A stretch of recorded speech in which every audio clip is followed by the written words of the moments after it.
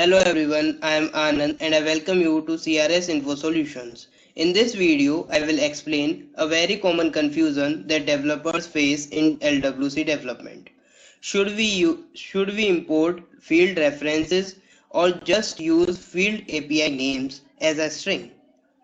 If you are new here, please subscribe to our YouTube channel CRS Info Solutions and hit the bell icon for more Salesforce related videos. So let's jump onto the Visual Studio Code. So here you can see I have already opened Visual Studio Code and I have a simple LWC component setup.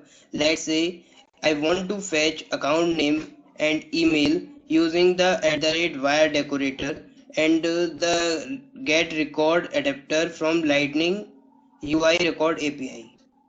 Now there are two ways to specify the fields.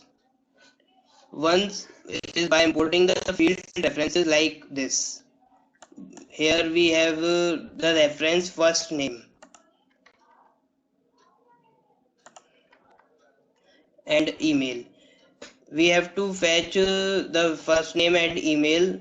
We have to write this here. Field name, first name and email. And the second way is to just use a string here in this way. Contact.firstname or contact.email. Here the contact is the standard object where we have field first name.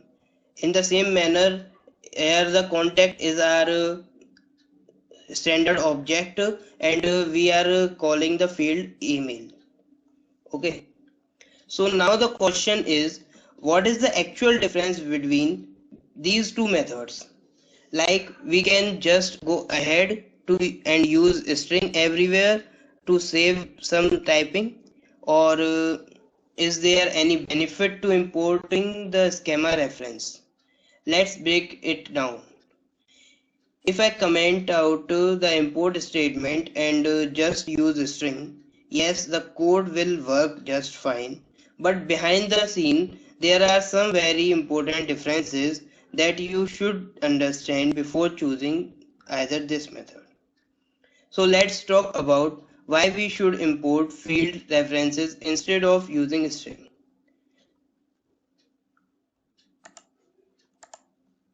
First, when you import a field reference using the schema module, Salesforce validates the field and objects at compile time.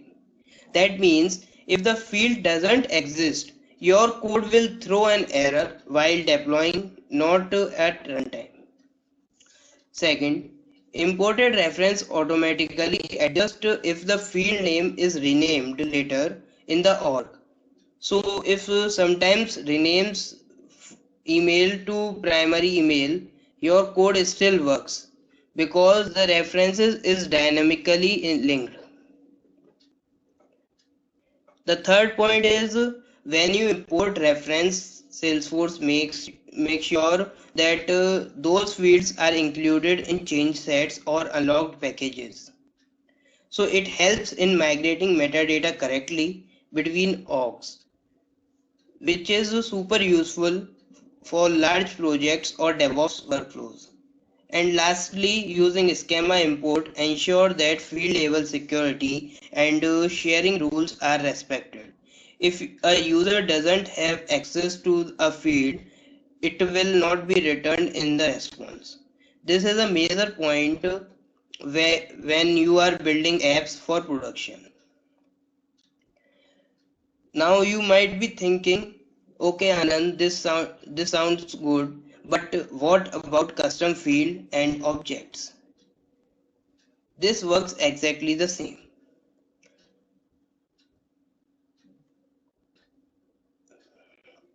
Now let's talk about when you might prefer using string literals. Honestly, there are a few rare cases. For example, when you are working with dynamic field name or generating the field list based on some configuration, or when you are using get object information and looping over field. In those situations, using string makes more sense because you are not hard coding field ref, field references. So the rule of thumb is if your field name are static and known, import their references. If the field names are dynamic or user controlled, use string use string cautiously. Let me quickly show you both the versions again in the code so you can see how they compare with schema. Here both will work, but as you just learned, schema references gives you extra safety, better metadata tracking, and auto updates on renames. So I always recommend going with schema import whenever possible. So I am removing this and also removing this and the copy this here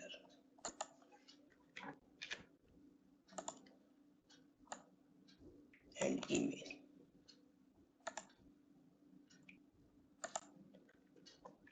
This solution is 100% perfect. Okay.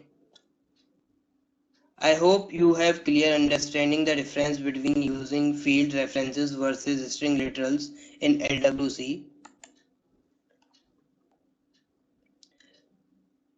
So if this video helped you, give it a thumbs up and don't forget to subscribe my YouTube channel CRS Info Solutions and hit the bell icon for more Salesforce related videos.